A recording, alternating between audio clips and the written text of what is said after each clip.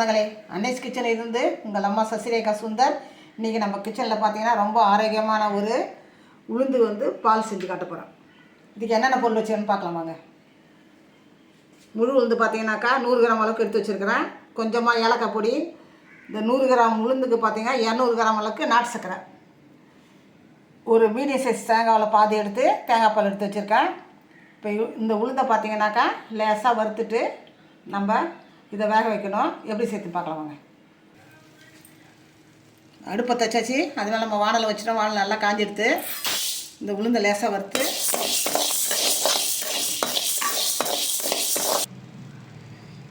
இதை நல்லா கொஞ்சம் வாசனை வர வரைக்கும் நல்லா வறுத்துட்டு இதை நல்லா 2-3 தடவை கழுவணும். கழுவிட்டு அதுக்கப்புறம் நம்ம குக்கரில் வச்சு 4 விசில் கொடுத்து எடுத்துன்னு வரணும்.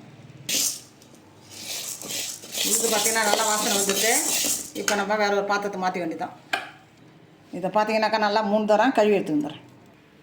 உளுந்து பார்த்திங்கன்னா 3 தரம் நல்லா கழுவியாச்சு. இப்போ 1 மடங்குக்கு 4 மடங்கு தண்ணி வச்சுருக்கேன். இப்போ நம்ம மூடியை போட்டு 4 விசில் கொடுத்து அதுக்கப்புறமா நம்ம ஆஃப் பண்ணிட்டு திறந்து பார்க்கலாம்.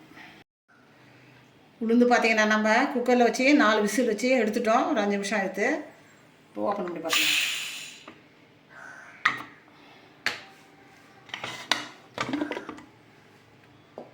உளுந்து பார்த்திங்கன்னா நல்லா வெந்துடுது.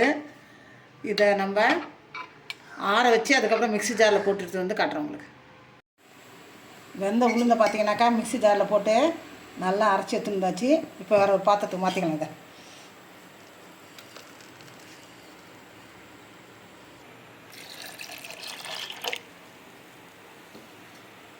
மிக்ஸி ஜாரை கொஞ்சமாக தண்ணி ஊற்றி கழுவி ஊற்றி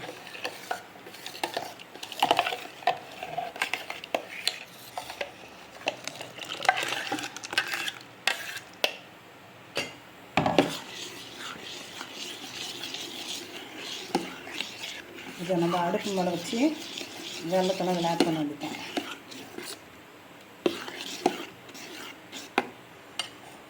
உளுந்து பார்த்திங்கன்னா நம்ம 1 மடங்குனா 2 மடங்கு நம்ம வெல்லம் இதில் ஆட் பண்ணணும்.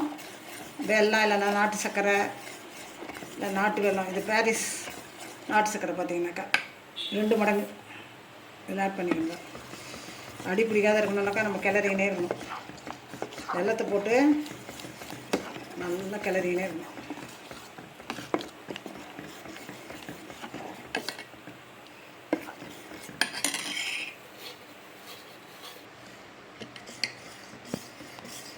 வெல்லம் போட்டு பார்த்தீங்கன்னாக்கா ஒரு 2 நிமிஷம் கொதி வந்ததும் அப்புறம் தேங்காய் பாலை நம்ம ஆட் பண்ணுவோம். வெல்லம் போட்டு நல்லா கொதி வந்துட்டு இப்போ தேங்காய் பால் ஆட் பண்ணிக்கலாம்.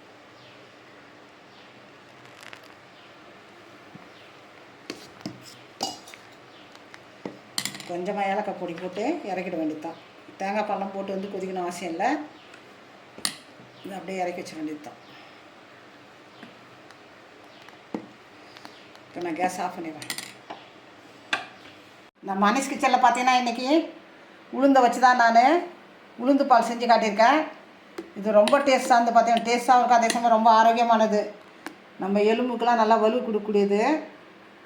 வாரத்துக்கு 1 நாள் கண்டிப்பாக நீங்கள் வாரத்துக்கு 1 நாள் செஞ்சு இதை சாப்பிட்டு பாருங்கள். ரொம்ப சிம்பிள், அதே சமயம் ரொம்ப ஆரோக்கியமானது. நீங்கள் செஞ்சு பார்த்துட்டு எனக்கு கமெண்ட்ஸில் சொல்லுங்கள். லைக் பண்ணுங்கள், ஷேர் பண்ணுங்கள், கமெண்ட் பண்ணுங்கள். மறக்காமல் என்னுடைய அன்னைஸ் கிச்சனுக்கு சப்ஸ்கிரைப் பண்ணுங்கள். தேங்க்யூ.